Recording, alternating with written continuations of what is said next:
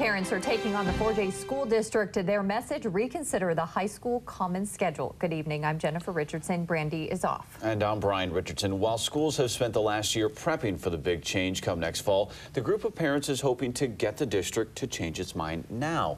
KEZI 9 News reporter Nana Wynn is live in the studio with why they're voicing their opinions so strongly. Nah? Brian and Jennifer, that is completely right. In fact, in some schools, students have already signed up for classes for next year.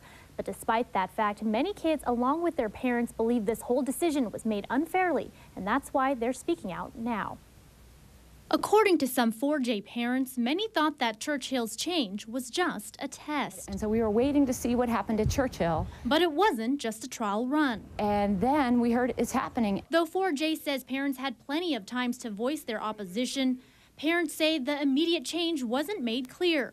And while it may seem late, they reacted quickly. And very quickly, before spring break, people came together and started protesting at almost every school board meeting. Worked up parents have already formed a group hoping to get the district to at least delay the common schedule. This is what we call a top-down fait accompli, meaning the administration did it quickly to implement it without real teacher and parent input. And they're not happy about it. And their kids aren't either. It's a bummer because I think that we could have a much better year next year if we had worked out these problems earlier instead of the administrators and the counselors. I don't know how they're going to do it over the summer with all these new scheduling and trying to figure out how to make it all work. The most frustrating part is that we really didn't have a say in it. Like the students and the teachers just didn't really have a say in it. And I guess that's really what is hard about it because at least at South we are doing well academically. And though the fight appears it will continue, a few students wonder if it's worth it. At this point, I've kind of accepted it to be reality. So,